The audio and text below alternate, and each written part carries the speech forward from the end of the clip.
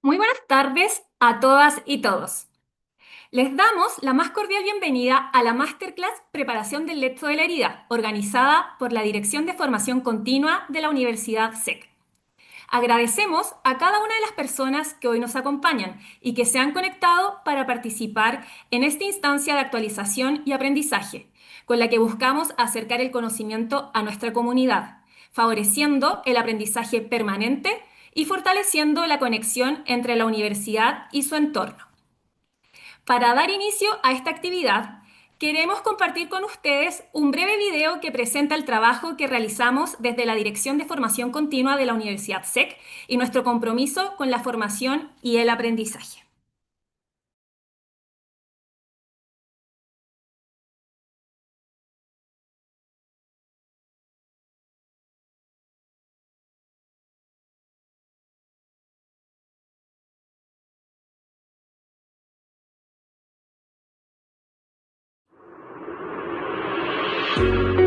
En Formación Continua USEC nos mueve una profunda inspiración, fortalecer habilidades, competencias y conocimientos para que juntos demos forma al mundo que habitamos y perfilemos el que viviremos.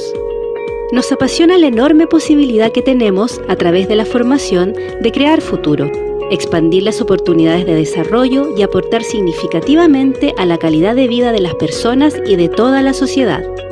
En los últimos 8 años hemos trabajado por vincularnos con la comunidad a través de más de 60 proyectos desplegados en 13 regiones de nuestro país, interviniendo más de 80 comunas y alcanzando a 460.000 beneficiarias y beneficiarios, donde más del 50% son mujeres. Nuestro compromiso académico es claro: fomentar relaciones laborales justas y equitativas. Para ello, hemos desarrollado diplomados clave como el Diplomado en Relaciones Laborales y Diálogo Social, con sus 8 versiones. Promovemos y realizamos mesas de diálogo tripartitas, en las que Estado, empleadores y trabajadores acuerdan avanzar en materias de interés común. Con la convicción de impulsar ideas creativas e innovadoras, se han ejecutado y patrocinado proyectos FIC e InnovaFosis, que fortalecen la innovación social, el emprendimiento, la economía circular y nuevas estrategias de seguridad pública. Ante un mercado laboral cada día más dinámico y digital, se han desarrollado 3 versiones del proyecto Servicios Sociales, creando valiosas oportunidades laborales. Con el objetivo de fortalecer el bienestar en diversos ámbitos en la vida de nuestros beneficiarios, también llevamos a cabo proyectos del programa Habilidades para la Vida de JUNAEP y de Fondos para la Educación Previsional FEP. Nuestra alianza estratégica con Euroinnova International Online Education permite a más de 300 alumnos matriculados profundizar conocimientos mediante una enseñanza innovadora, de calidad y adaptada a las necesidades de formación. Nuestro gran desafío es seguir acercando la educación a las comunidades a través de programas inclusivos y participativos. Esto nos impulsa a ser referentes nacionales en la formación continua, reconocidos por la calidad y la eficacia de las herramientas que entregamos. Formación Continua USEC. Avanza contigo. Para más información, visita nuestro sitio web www.usec.cl/formación-continua y en nuestros canales de Formación Continua USEC, Facebook, Instagram y YouTube.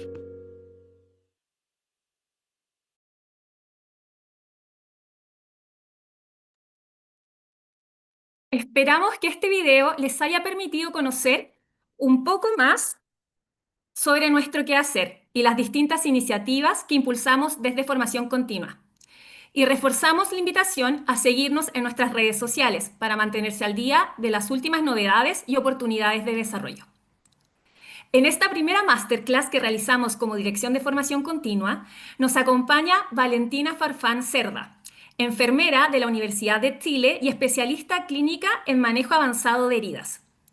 Durante esta masterclass compartirá conocimientos y experiencias relacionadas con la evaluación y preparación del lecho de la herida, abordando aspectos fundamentales para el manejo adecuado de pacientes. Agradecemos su disposición para acompañarnos esta tarde y compartir su experiencia con nuestra comunidad. En caso de que tengan consultas durante la presentación, podrán dejarlas en el chat y al finalizar la exposición tendremos un espacio destinado a responder estas preguntas. Valentina, muchas gracias por estar con nosotros y te dejamos cordialmente invitada a comenzar tu participación. Muchas gracias. Hola a todos y a todas, espero estén muy bien. Muchas gracias por la invitación a participar en esta masterclass. Voy a compartir mi pantalla.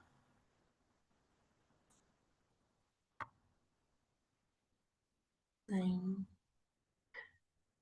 Me confirman que se está viendo, por favor. Sí, se está viendo. Súper.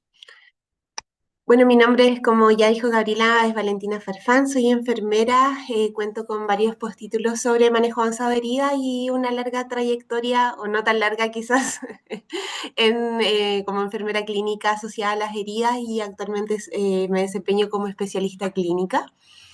Y me gustan mucho las heridas, es un tema que me apasiona, creo que le podemos mejorar la calidad de vida a los pacientes que viven con una herida, a las personas que viven con una herida y no necesariamente significa cerrar la lesión, sino que mejorar la calidad de vida, que es lo que me mueve a mí particularmente.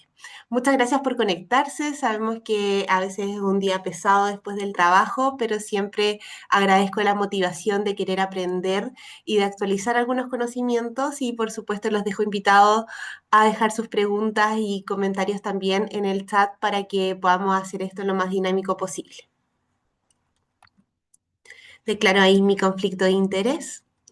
Y para partir un poquito de dónde surge la cura en ambiente húmedo o remontándonos un poco al manejo avanzado de heridas, y tenemos que tener en consideración que desde la antigüedad en Egipto se usaban ya soluciones acuosas o barro, miel, vino o sustancias oleosas para curar las heridas y que se mantenían en este ambiente húmedo. ¿Y qué pasaba luego? Ya Hipócrates utilizaba incluso cera de abejas o aceite y azúcar también en las heridas de tratar de mantenerlas húmedas. Y de hecho es aquí donde se cae un poquito el mito que yo creo que quizás a todos en algún momento nos dijeron cuando éramos pequeños, de que dejáramos respirar las heridas. Nos caíamos, ¿cierto? Nos golpeábamos en las rodillas, clásico cuando éramos niños, pero yo me acuerdo mis padres, mis abuelos decían como deja que la herida respire.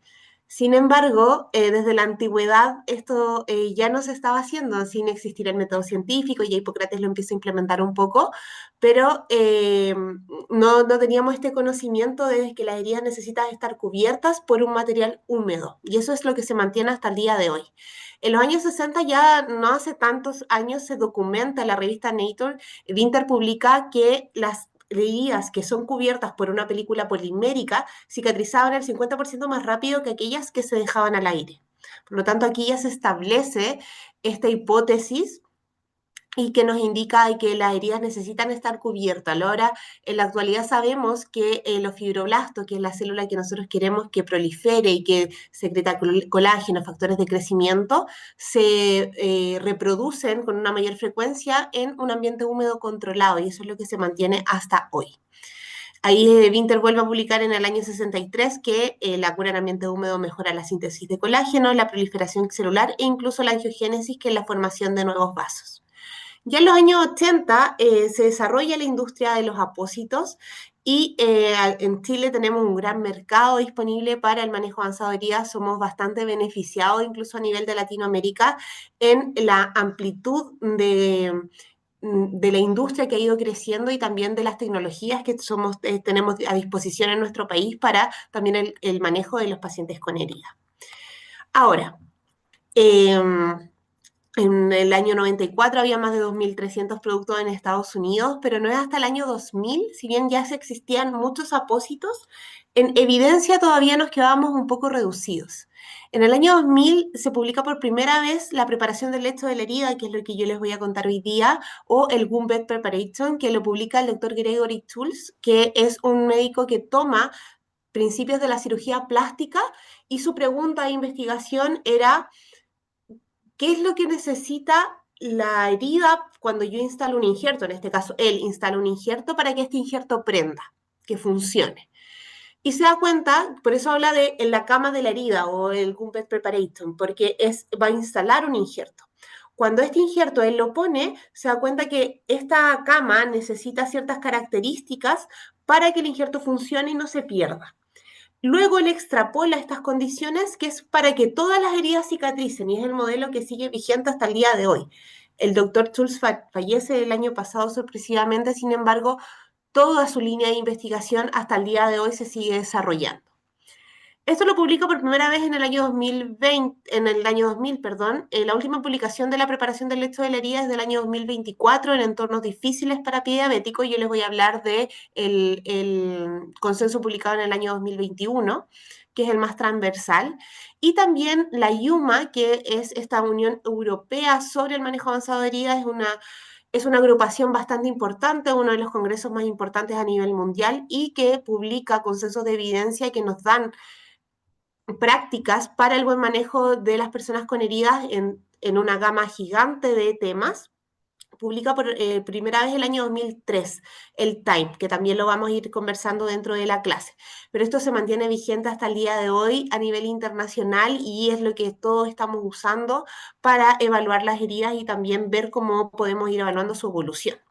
Actualmente esto sigue vigente, nos encontramos en una industria mucho más grande. Les comenté que en Chile somos unos privilegiados en contar con la gran cantidad de apósitos y tecnologías que tenemos presente en nuestro país. ¿Y qué es la preparación del lecho? La preparación del lecho de la herida es este marco conceptual que es dinámico, que uno lo va evaluando cada cierto tiempo y que busca optimizar el entorno local para favorecer la cicatrización.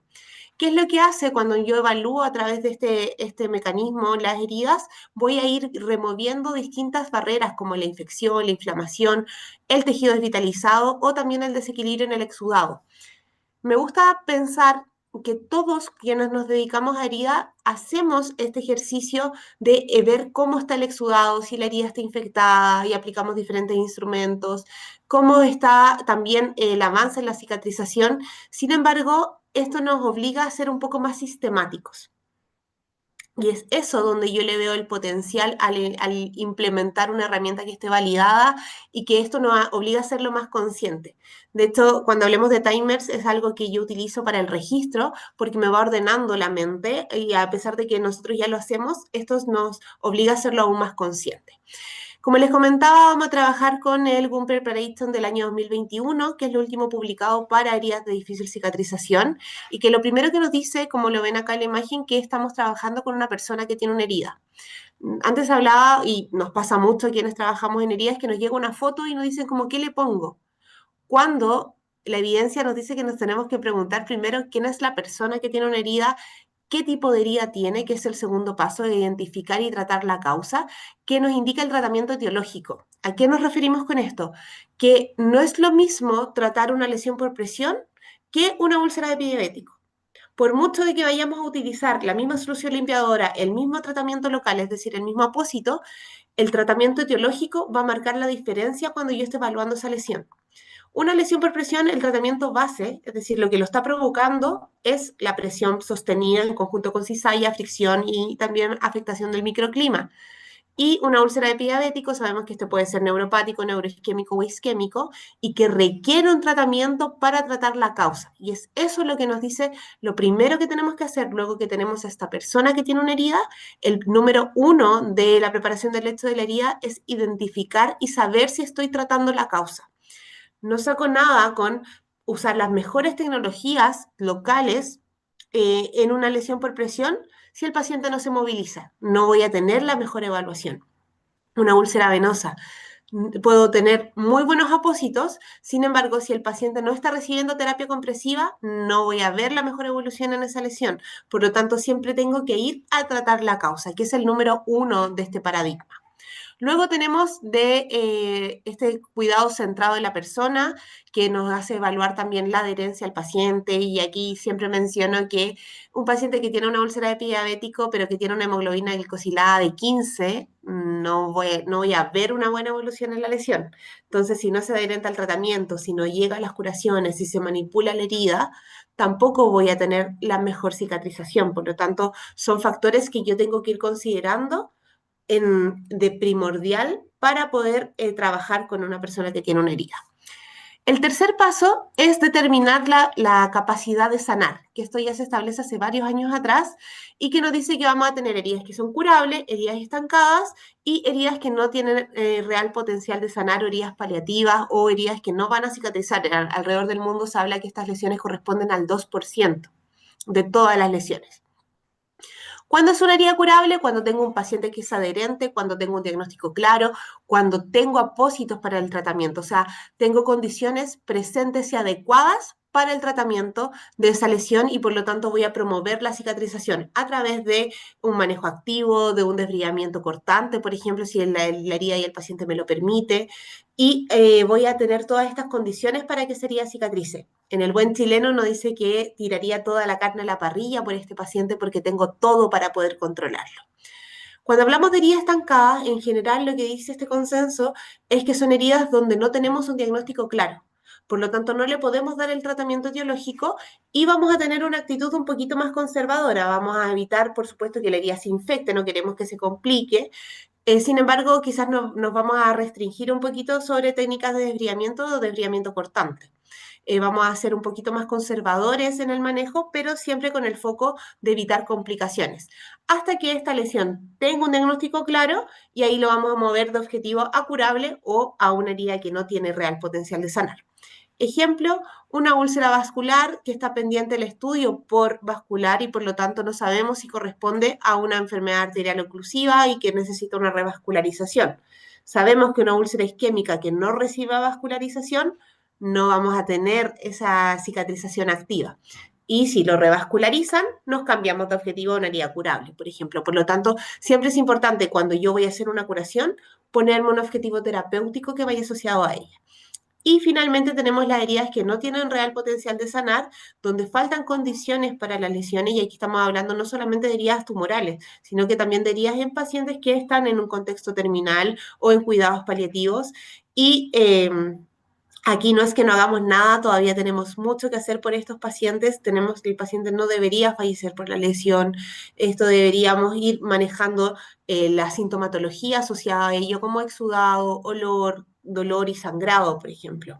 Y también vamos a trabajar con un enfoque preventivo y proactivo sobre la infección y, por supuesto, utilizar como el enfoque está en la calidad de vida del paciente, nos vamos a enfocar en el manejo sintomático y evitar dolor. Por lo tanto, nuestro desviamiento va a ser utilizar técnicas totalmente atraumáticas.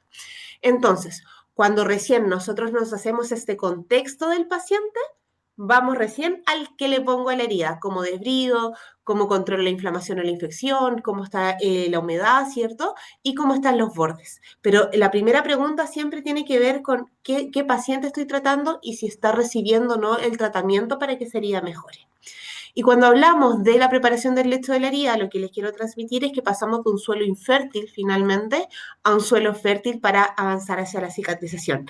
Esto nos hace modificar nuestra forma de pensar, por eso se llama paradigma de la preparación del lecho de la herida y que nos obliga a hacer este ejercicio consciente poniendo el foco en el paciente que tiene una herida.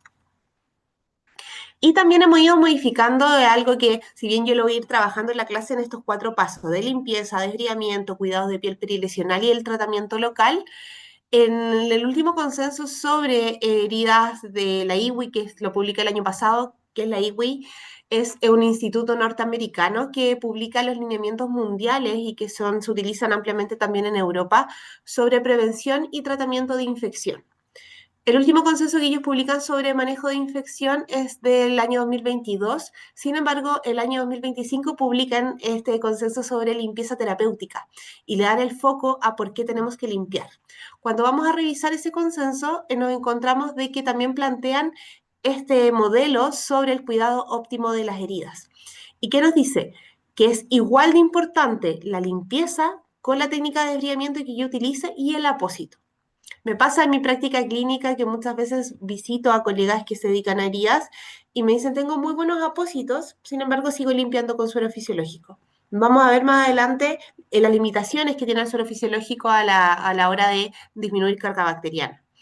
Por lo tanto, tenemos que tratar de acomodar estas 3 piezas para dar un cuidado óptimo de las heridas.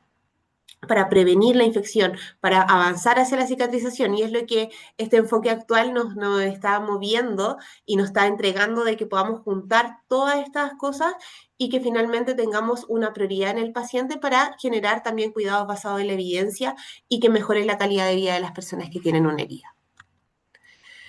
Ahora, ¿qué hacemos? ¿Cómo vamos a ir aplicando? Si bien nosotros seguimos como esta línea, tenemos que entender, la idea es que ustedes se puedan empapar de que todo es igual de importante.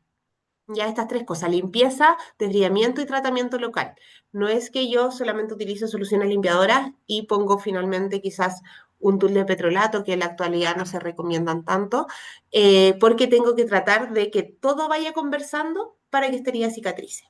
Lo vamos a ir viendo como pasos ordenados, pero entender que todo tiene la misma importancia, que es la limpieza terapéutica, las técnicas de desbridamiento, el cuidado de la piel perilesional y el tratamiento local, que esto se basa un poquito también en el paradigma de preparación del lecho para poder avanzar hacia una cicatrización.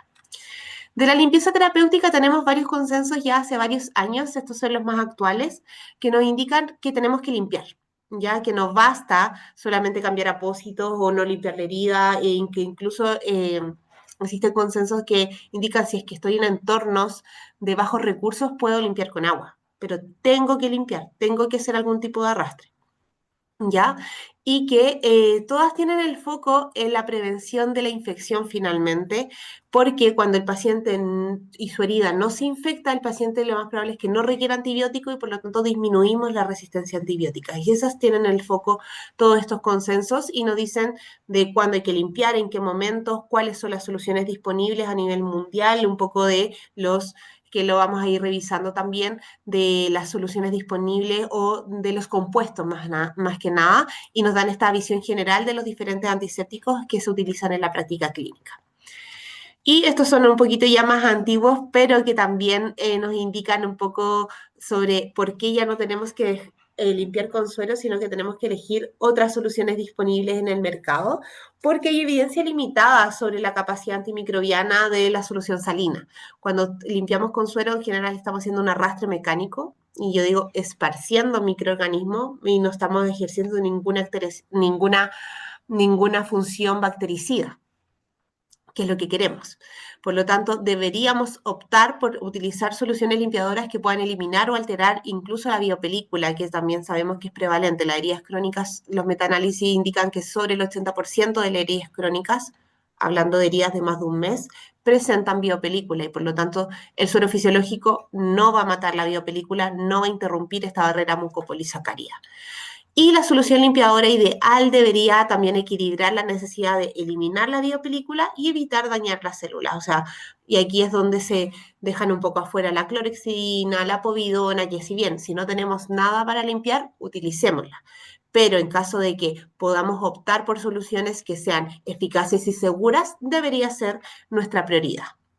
Y aquí lo que les comentaba, como el agua oxigenada, que también antes se utilizaba, o soluciones de hipoclorito, como la solución de Dakin, que estamos hablando de muchas partículas por millón, sobre 700 partículas por millón de hipoclorito, que han demostrado ser citotóxicas. La povidona o la clorexidina, que yo sé que todavía la clorexidina en muchos lugares es ampliamente utilizada, pero ahí la idea es que cuando no tengo nada yo la vaya a utilizar, porque se sabe la citotoxicidad que esto ha generado.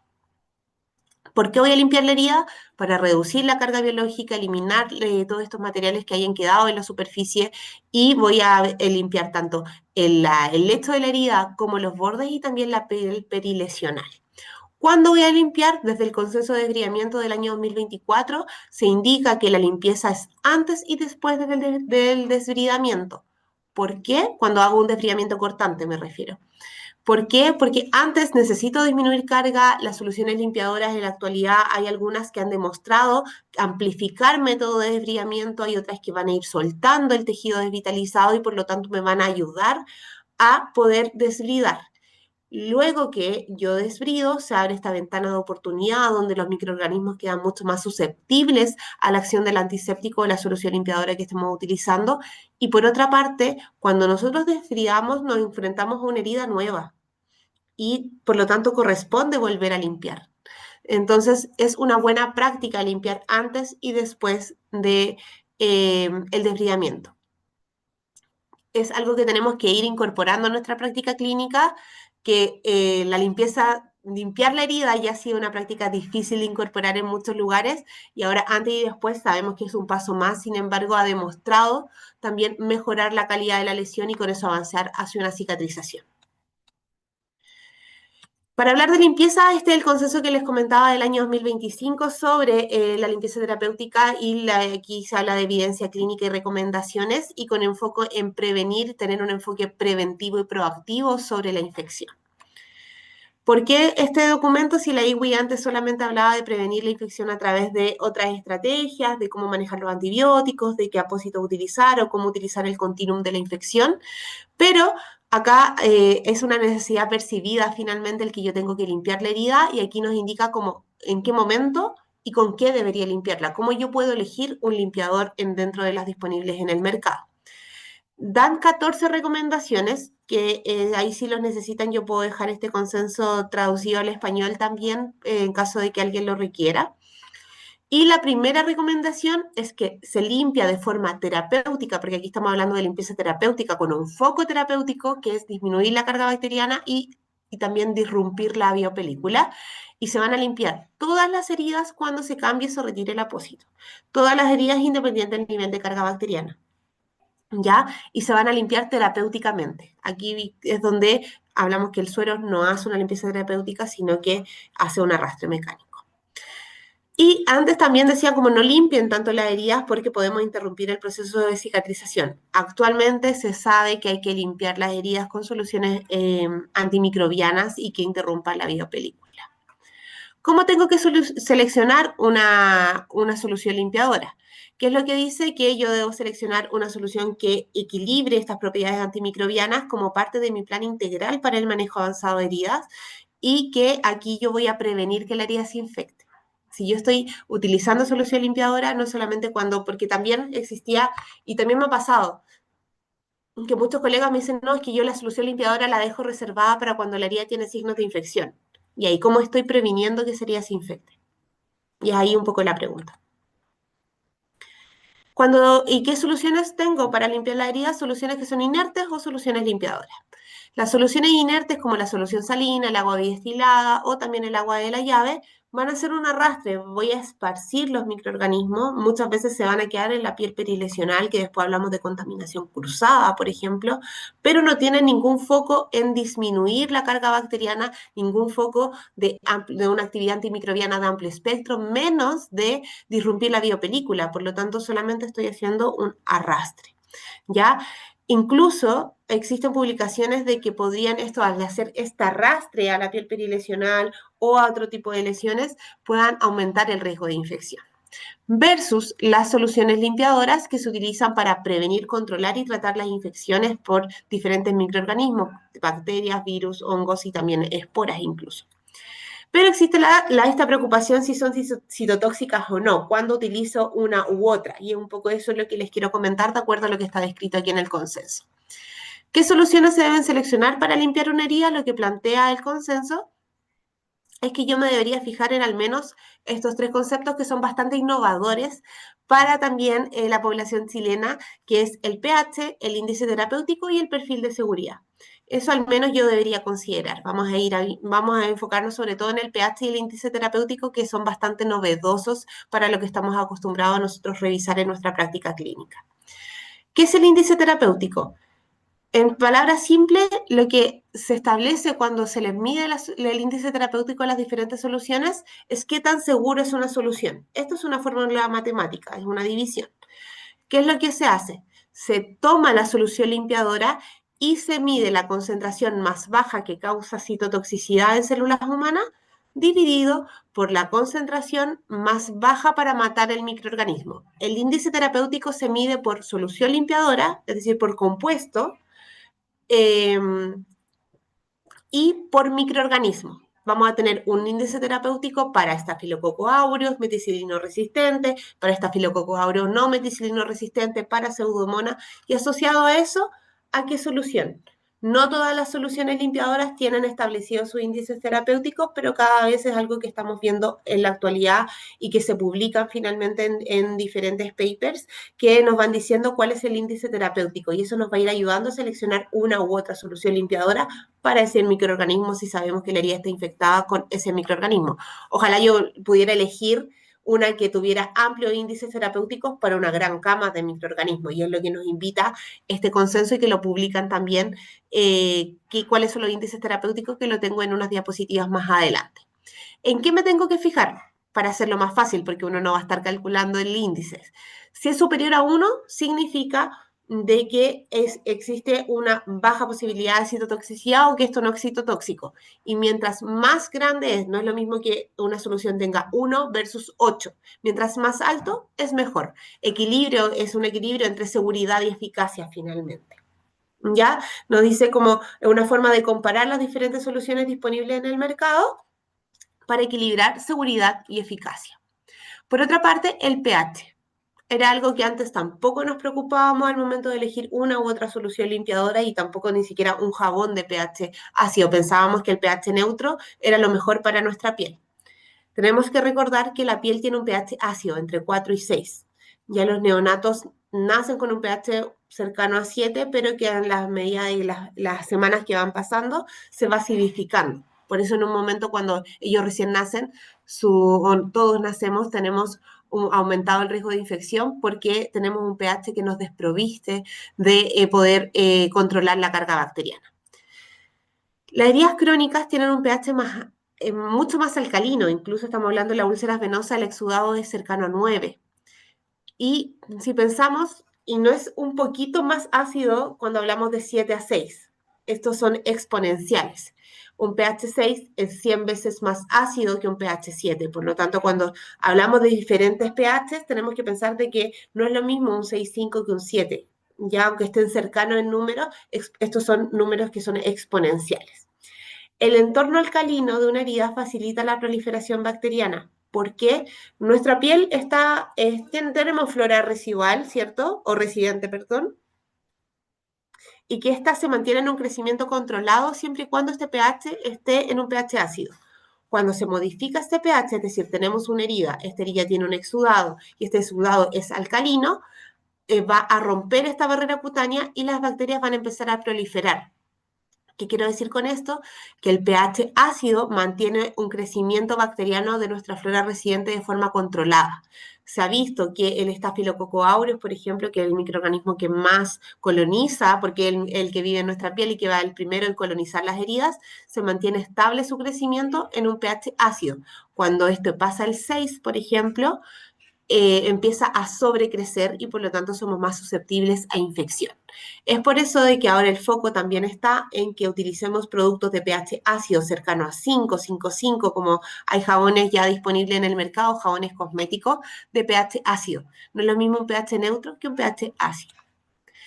¿Y qué se ha visto cuando yo bajo a un pH, es decir, a un ambiente más ácido, cuando retorno la piel a un pH ácido? Mayor liberación de oxígeno, disminuye las enzimas proinflamatorias, aumentan los macrófagos, que eso nos va a ir defendiendo de estos microorganismos, y también los fibroblastos, que es lo que va a ir generando un nuevo tejido.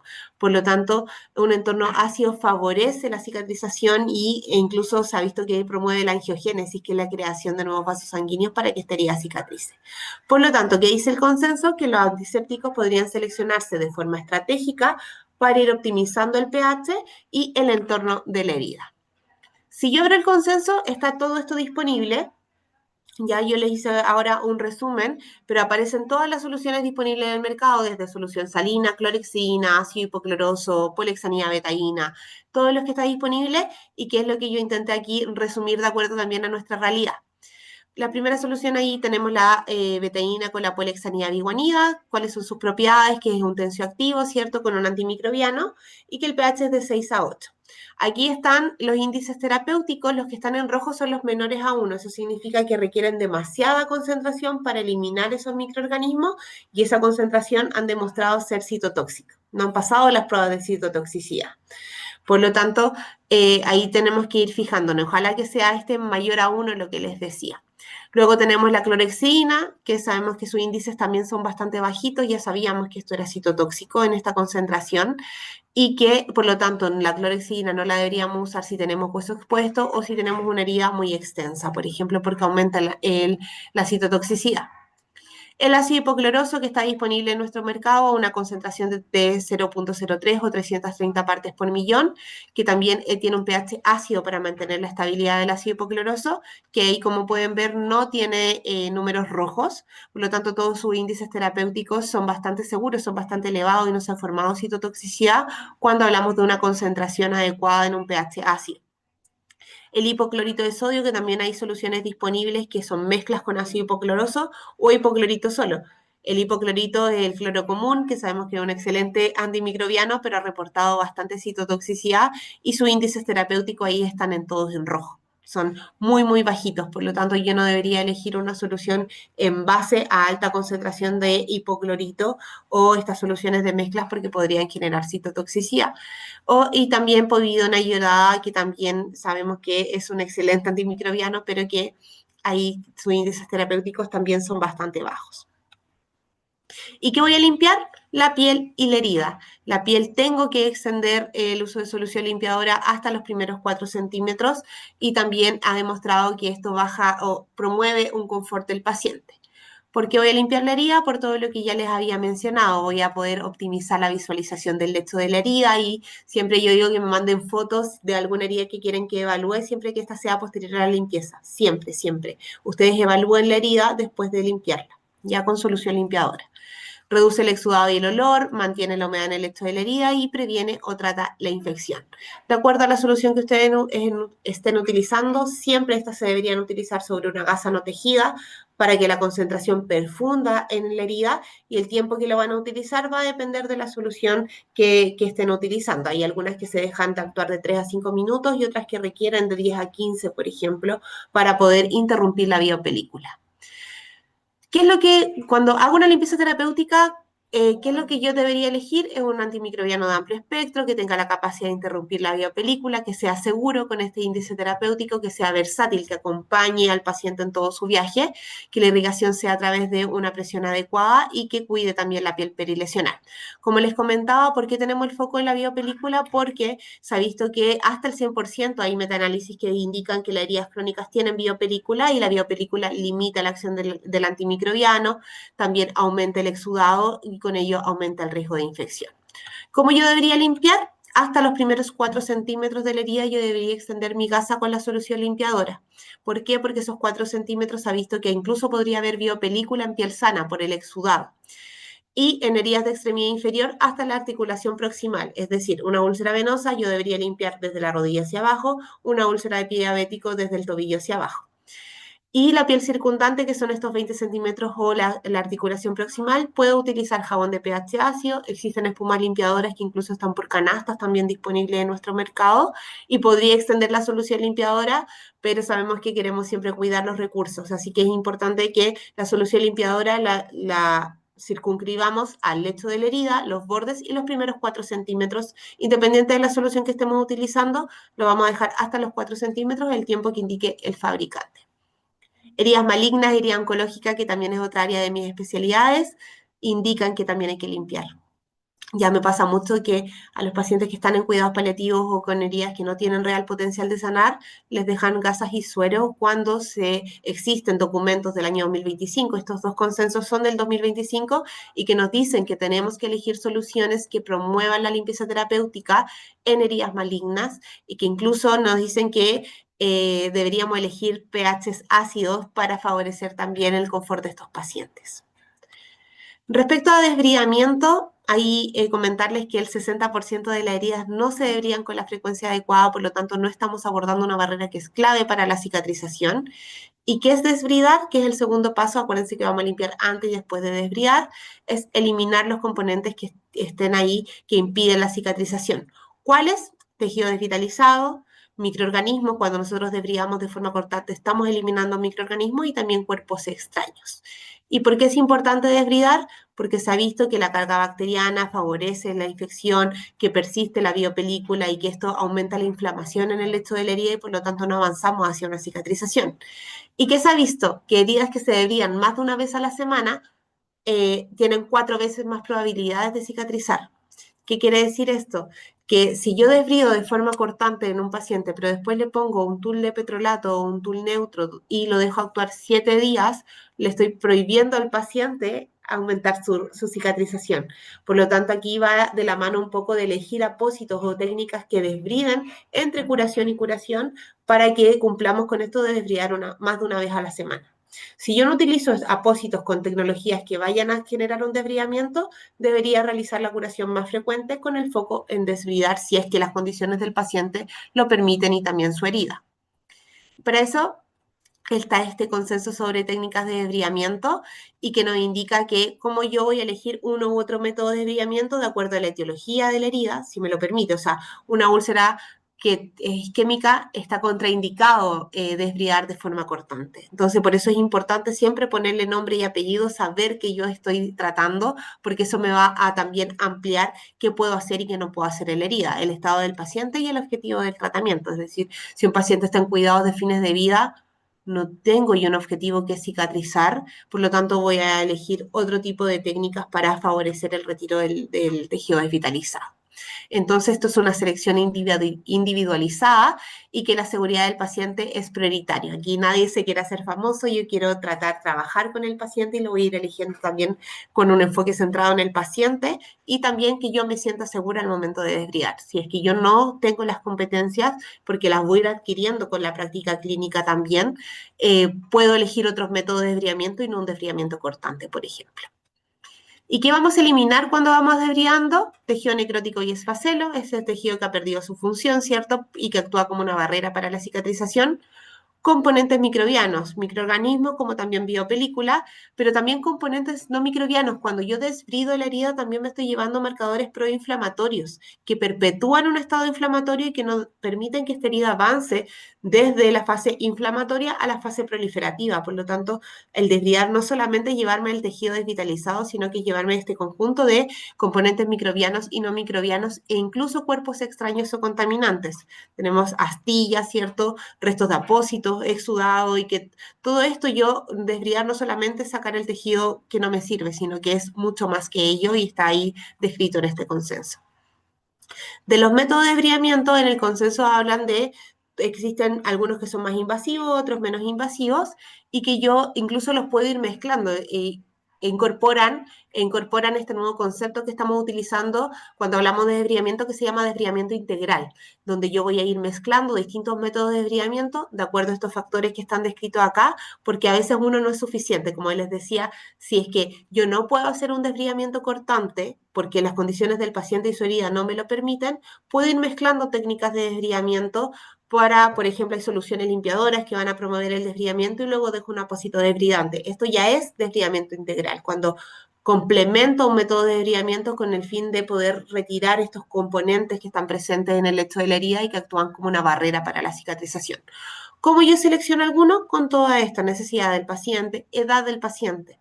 Ya está contraindicado en niños el desbridamiento cortante, que es el que yo hago con bisturí o con cureta, en paciente pediátrico que no esté con pseudoanalgesia. Ahí yo tengo que elegir otro método de desbridamiento. Por lo tanto, son todas estas características que yo les dejo acá, que están presentes y que indica el consenso, cómo yo elijo uno u otro método de desbridamiento. Y de aquí comentarles de algunos métodos de desbridamiento. Creo que estoy un poquito justa en la hora, pero espero ahí no se me estén aburriendo. Pero hay diferentes métodos de desbridamiento. Aquí les traje también algunas consideraciones. El desbridamiento mecánico, que es antes se dejaba una gasa seca, se esperaba que se secara y se depilaba la herida, en términos sencillos. Esto en la actualidad está contraindicado. Es un desbridamiento que puede generar sangrado, dolor también para el paciente y no es selectivo. Actualmente existen algunos apósitos que si fuesen como una especie de guante que uno exfolia la herida. Eso a veces se utilizan en pabellón en algunas consideraciones, pero tampoco es selectivo y también puede generar molestia en el paciente. Tenemos el quirúrgico, que ahí vemos alguna fotografía. El quirúrgico cortante, que es el gol estándar, que es el que yo hago con bisturí, cureta o pinza, y que también se hace con electrobisturí en pabellón, que es el gol estándar porque es el más rápido, porque es el que yo estoy viendo cuál me estoy llevando, pero la limitación que tiene es que es un procedimiento invasivo que puedo generar dolor o sangrado en el paciente. Es decir, si el paciente está tomando anticoagulante, no va a ser mi método de elección. Si es un paciente pediátrico, está contraindicado si no está con pseudoanalgesia. Por lo tanto, ahí elijo otro método de debridamiento. Está el autolítico, que se relaciona mucho al aplicar hidrogel, pero ahí comentarles que son estas células fagocíticas que están presentes en el lecho de la herida, que en presencia de humedad van a ir desbridando. Si la herida no está húmeda, yo aplico hidrogel para promover este tipo de desbridamiento, pero no es que el hidrogel por sí solo provoque un desbridamiento autolítico. La mayoría de los hidrogeles presentes en el mercado, yo diría que el 99%, es agua y un gelificante. Si yo pongo agua en una herida que está infectada y que ya tiene abundante exudado, estoy dándole más suministro a los microorganismos de crecer. Por lo tanto, está contraindicado poner hidrogel o no es una buena práctica, más que contraindicado, no es una buena práctica aplicar más agua o un hidrogel en una herida que ya tiene abundante exudado. Por lo tanto, ahí incluso estaríamos aumentando el riesgo de infección. Por lo tanto, yo lo voy a dejar reservado para aquellas lesiones que no están con abundante exudado y que yo quiero activar el desbridamiento autolítico. Existe el enzimático, que es aplicación de enzimas, que son algunas pastas que lo utilizan a veces en pabellón en quemaduras, donde se promueven estas enzimas que van a ir desbridando el tejido desvitalizado. Existe también el hiperosmótico, que aquí los más conocidos son los apósitos con miel, que por diferencia de osmolaridad van atrapando y retirando el tejido desvitalizado, y también existen algunos con PHMB, apósitos con diferencia de osmolaridad, que van a ir desbridando, generando este desbridamiento hiperosmótico. Importante que van a requerir cambios frecuentes. ¿Por qué? Porque sacan tanta agua por diferencia de osmolaridad o se llevan tanto tejido desvitalizado que pueden macerar los bordes. Por lo tanto, estos requieren cambios cada 3 días. También sabemos que los apósitos en base a miel que generan este desbridamiento, algunos pacientes son muy sensibles y también está reportado. Justo ayer hablaba con una colega que me decía que, claro, le gusta cómo desbridar los apósitos con miel, pero que a los pacientes les duele harto. Por lo tanto, uno también tiene que saber elegir, considerando también no provocarle dolor en el paciente. Y existe también el desviamiento electrostático, que esto se produce porque las proteínas desnaturalizadas del esfacelo tienen carga positiva. Hay apósitos con fibras magnéticas que tienen carga negativa y que van a ir desbridando en cada cambio, como se ve en la fotografía. Ya, y que esto se genera de forma traumática e indolora, y que su desventaja es que a veces tiene una rapidez intermedia versus la miel, por ejemplo. Sin embargo, no generan dolor en los pacientes. Por lo tanto, aquí apósitos que generan desbridamiento electrostático, que tienen estas fibras magnéticas, yo lo puedo utilizar en niños porque es atraumático, en lesiones oncológicas, o también en pacientes que van a ir generando este desbridamiento continuo entre curación y curación. Ahí les dejo el recordatorio que el desbridamiento mecánico es una mala práctica y que está en desuso. Cuidados de la piel perilesional, yo no quiero ni que la piel esté macerada ni que esté seca. Importante, lesiones hiperqueratósicas, tengo que aprender a retirar esa hiperqueratosis. Me pasa que hay veces que me dicen, no, resulta que le saco la hiperqueratosis, pero el paciente a la siguiente curación, una úlcera diabético neuropática, por ejemplo, vuelve a llegar con la hiperqueratosis, pero resulta que no estoy aliviando la presión. O no, a veces me mandan fotos y lo primero que yo digo, más enfocarme de la herida, sino que es retira toda esa hiperqueratosis, atrévete o ayuda, como puedes conversar con la podóloga del CESFAM, para poder ir retirando ese tejido, porque la piel sana que necesita estar alrededor de la herida va donando células para que se contraiga. Todas las heridas se van a contraer desde los bordes hacia el centro, por lo tanto yo necesito una piel sana, limpia y sin restos de hiperkeratosis, por ejemplo, para que esta herida vaya a cicatrizar. De esto va a depender también de cómo yo voy a ir viendo la evolución de la lesión. Y en el otro extremo, la piel macerada. Una piel macerada tampoco me va a ayudar. Lo que ocurre acá es que el exudado sale a la piel circundante o a la piel perilesional, y lo que ocurre es que el exudado, como les comentaba, tiene un pH elevado, mayor a 6, mayor a 7, y va generando este daño en la barrera cutánea. E incluso pasa muchas veces en úlceras venosas, que la úlcera venosa es pequeñita, pero el daño perilesional es mucho mayor. Y eso ocurre por el exudado y por el pH que va alterando esta barrera cutánea y se genera esta inflamación finalmente. Por lo tanto, ¿qué tenemos que hacer? Siempre la periodicidad de las curaciones, en el caso de heridas que estén muy exudativas, manda el exudado.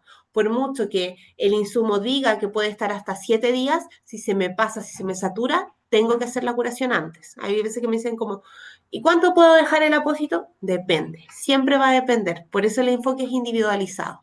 ¿Y qué puedo hacer yo para cuidar la piel perilesional? En los menores de 30 yo puedo utilizar cremas que sean humectantes como en base a glicerina y en personas mayores de 30 cuando ya dejamos ahí de generar en nuestro colágeno, usamos hidratantes simples como las cremas en base a urea, que también cada vez hay más disponible en el mercado y los pacientes los están tolerando mejor. Hay algunos que tienen dermatitis atópica, por ejemplo, que les genera alguna sensibilidad, pero en los casos que lo podemos utilizar, un ejemplo es las cremas en base a urea. Piel descamada, ácido graso hiperoxigenado. Ahí no nos perdamos, piel descamada y que de hecho que los ácidos grasos hiperoxigenados promueven esta microcirculación y esta renovación cutánea de la epidermis y del estrato córneo finalmente y por eso vemos que hay veces que le aplicamos los ácidos grasos hiperoxigenados a personas mayores con piel muy descamada y vamos viendo que van quedando restitos en la sábana y eso es porque el ácido graso hiperoxigenado promueve este recambio celular. Y en pieles maceradas, protector cutáneo, siempre. El protector cutáneo es una buena práctica en todas las curaciones, independiente del nivel de exudado, porque me va a generar que se me adhiera mejor el apósito, a que se fije también a prevenir las skin tears o MARSI, que hablamos de lesiones asociadas a los adhesivos médicos también.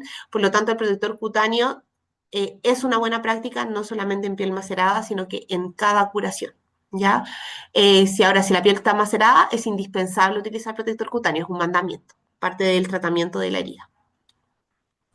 Y finalmente, para ir cerrando el tratamiento local, que es lo último, y aquí voy como a lo primero que les comentaba, cuando me llegan fotos o me pregunta un colega como, ¿el qué le pongo? El tratamiento local es lo último.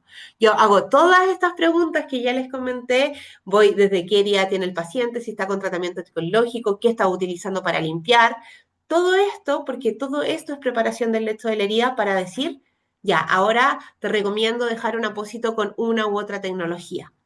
Y ese es el tratamiento local, pero es la última pregunta que yo me hago. Es igual de importante que la limpieza y el desbridamiento en este modelo actual. Sin embargo, tengo que trabajarlo de manera conjunta y no puede ser que la primera pregunta que me dicen como el qué le dejo, sino que hay que evaluar al paciente completo. El tratamiento local, y como lo dice su nombre, es un tratamiento. Por lo tanto, aquí va muy de la mano de la continuidad del tratamiento. El médico no está cambiando el antibiótico de una visita a otra, ¿cierto? O en la semana cuando pasan visita en pacientes hospitalizados. Lo mismo debería pasar. Nosotros somos autónomos en poder elegir uno u otro apósito y eso tiene que estar conversado también con el resto de los colegas para que no vayamos variando porque él se ha visto que la continuidad del tratamiento también nos va a ir marcando la evolución de la lesión. Vamos a elegir un apósito de acuerdo a nuestros objetivos, si la herida es curable, si queremos bajar carga, si está infectada, por ejemplo, si queremos acelerar la cicatrización, vamos a utilizar apósitos que tengan tecnologías para que hayan demostrado acelerarla, por ejemplo. Y que mantengan este ambiente húmedo. Yo no quiero que la herida se seque, no quiero que la herida respire. Acuérdense que en un ambiente húmedo es donde proliferan los fibroblastos. ¿De qué va a depender? Carga bacteriana, signos de infección, sean estos ocultos o clásicos, y para eso ahí pueden revisar el consenso de la IWI del año 2022, que es el que está vigente hasta el día de hoy. Nivel de exudado, si es que requiero aumentar la humedad o gestionar el exudado con algún apósito superabsorbente. Etiología, si es una LPP, voy a elegir quizá un apósito secundario multicapa que trabaje con cizalla y fricción. Si es un OPD, ¿cierto? En lo más bajo posible, porque después le voy a instalar el dispositivo de descarga, y por eso es tan importante saber qué estoy tratando. Si es una quemadura, prevenir la infección. Una quemadura que se infecta, se profundiza. Por lo tanto, voy a ir eligiendo, quizás no voy a ver signos de infección, pero quiero prevenirla y para eso voy a utilizar un tul de plata, por ejemplo. Va a depender de todas estas características, qué apósito voy a utilizar, qué tecnología voy a elegir dentro de la gama que yo pueda seleccionar para mi paciente y su herida. ¿Cuál es el objetivo? Tratar la infección, si es que quiero desbridar. Si es que no lo voy a citar tantas veces porque el paciente quizás no puede venir tan seguido a curaciones, por lo tanto voy a elegir un apósito que desbride para poder citarlo una vez a la semana, por ejemplo. Entonces todas estas cosas van marcando nuestros objetivos y que van a ir definiendo qué tratamiento voy a dejar. Sé que la clase no es de infección, pero solamente para hacerles ahí el link. Una herida que está infectada y que yo voy a utilizar un apósito antimicrobiano con plata, la indicación de diferentes consensos de evidencia y guías de buenas prácticas clínicas es que yo mantenga la misma tecnología antimicrobiana por 2 semanas y revalúe. O sea, un apósito con plata no sirve nada que yo lo deje una semana y luego me cambio a otro apósito. Yo lo debo dejar, no digo que es el mismo, sino que en cada curación pongo la misma tecnología para que en 2 semanas yo ya pueda ver una evolución. Y eso es lo que aquí viene a continuación y con esto ya me estoy cerrando la clase, que es la evaluación de los objetivos. Una herida que está infectada yo lo debo dejar 2 semanas y reevaluar. Incluso puedo, si es que mantiene los signos de infección y esto no ha empeorado, ha reducido los signos de infección, pero se mantienen algunos, como la hipergranulación, por ejemplo, que es bastante difícil tratarla, puedo extenderlo por 2 semanas más. Y es ahí donde yo tengo que ir evaluando mis objetivos. Si mis objetivos era tratar la infección, a las 2 semanas como anduve, si es que requiero o no, extender 2 semanas más y reevaluar. Yo he tratado pacientes con apósitos con plata por, yo creo que 14 semanas, porque se mantienen los signos de infección y hemos visto una buena evolución en la herida sin ningún retraso en la cicatrización, sin ninguna resistencia a los apósitos con plata. Ahí tenemos que, eso da para otra clase de infección, pero es importante que yo siempre vaya evaluando mis objetivos. Por ejemplo, es que está reportado en el Timers es que una úlcera venosa o una úlcera de diabético en 4 semanas, es decir, al mes, si es que yo estoy dándole el tratamiento correcto, es decir, una úlcera venosa está con terapia compresiva, debería haber reducido casi el 50%. Si es que el paciente tiene una úlcera de pie diabético y está con descarga y está controlada sus glicemias, también yo debería ver eso. Si es que yo no veo eso, tengo que replantearme este paradigma de preparación del lecho de la herida, ver qué se me está quedando afuera y poder o justificar un cambio de tratamiento o derivar al médico para una evaluación o ver si es que el tratamiento local que yo le estoy dejando no está siendo suficiente. Y eso es un poco la invitación, poder estandarizar registros, generar este paradigma completo y evaluar mis objetivos, que con eso yo también voy a poder determinar si la herida está avanzando hacia una cicatrización o me estoy quedando corta y qué no estoy evaluando. Y con eso ya me estoy despidiendo.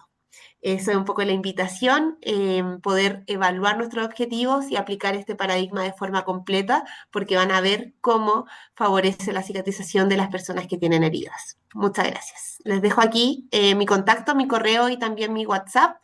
Y siempre digo que feliz que me escriban WhatsApp en horario hábil y agradezco mucho también los stickers que me puedan mandar ahí para hacer más entretenida la conversación. Muchas gracias. Muchas gracias, Valentina, por esta interesante presentación, por compartir claramente tus conocimientos y por la experiencia con todos quienes nos acompañan esta tarde. Y a continuación, entonces, damos el inicio al espacio de preguntas y respuestas que están en el chat. Yo no puedo La ver primera pregunta que tenemos, ¿el desbridamiento está indicado solo cuando existe tejido necrótico?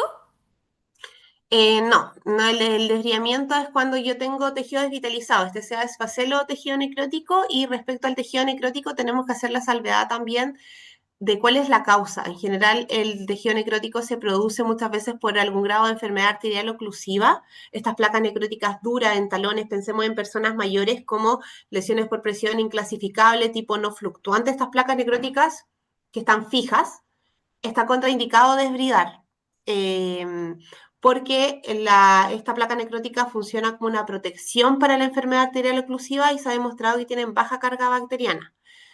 Yo, y me acuso, a un momento en mi práctica clínica le hacía gatitos con bisturí, le poníamos hidrogel y un tegaderm encima para tratar de retirarla, pero ya desde el 2019 o incluso antes indica que no debería yo sacarla.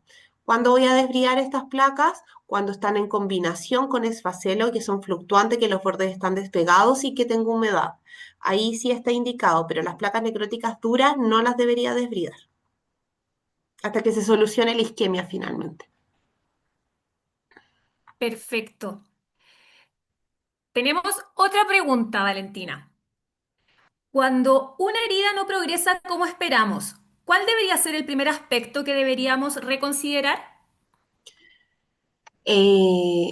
Es difícil determinar el primer aspecto, yo me haría la pregunta completa, ¿qué estoy dejando fuera a través del timer? Por ejemplo, esta preparación del lecho de la herida, ¿cómo está el tejido? Si es que estoy desbridando y haciendo una buena limpieza, si es que la herida tiene signos de infección, yo creo que no hay un aspecto más importante que el otro eh,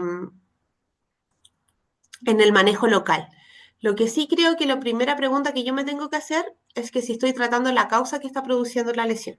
Creo que eso sí marca la diferencia y que eso no tiene que ver con el manejo avanzado de heridas, sino que tiene que ver con la evaluación del paciente. Si es un paciente diabético, está utilizando una bota de descarga, si es un paciente que tiene una úlcera venosa, está con terapia compresiva con la presión que corresponde de acuerdo a su etiología, creo que eso es lo primero que uno tiene que hacer porque es lo que te va a marcar la diferencia entre una herida cicatriz o no, si estamos con el tratamiento etiológico. Por eso es el primer paso de la preparación del lecho de la herida. Perfecto. Y tenemos una tercera pregunta. Ya en honor al tiempo terminamos con esta, donde dice, una herida no presenta signos clínicos de infección. ¿Tiene sentido utilizar una solución limpiadora en lugar de suero fisiológico? Sí, sí, siempre. En la actualidad, las soluciones limpiadoras están indicadas para todas las heridas independiente del nivel de carga bacteriana. Aunque esté rosadita, bonita, se ha visto de que puede existir biopelícula entramada y por lo tanto esto perpetúa la inflamación, no favorece la cicatrización actuando como una barrera. Por lo tanto, eh, seamos proactivos en prevenir la infección utilizando soluciones limpiadoras antimicrobianas y con capacidad antibiofilm demostrada, dejando de fuera estas soluciones inertes quizás para la limpieza de los puntos nada más, pero cuando ya quiero prevenir infección y tengo un lecho abierto, debería usar solución limpiadora. Perfecto, perfecto. Muchas gracias, Valentina. Y con esto entonces estamos llegando al final de esta actividad y queremos agradecer a Valentina por acompañarnos en esta masterclass y compartir generosamente sus conocimientos. Asimismo, también agradecemos a todas las personas que participaron de esta instancia organizada por la Dirección de Formación Continua de la Universidad SEC. Esperamos que los contenidos revisados hayan sido de gran utilidad para su desarrollo académico y profesional y los invitamos a mantenerse atentos a nuestras próximas actividades de formación y actualización. Muchas gracias a todos por su participación y hasta una próxima oportunidad. Que estén muy bien. Chao, chao.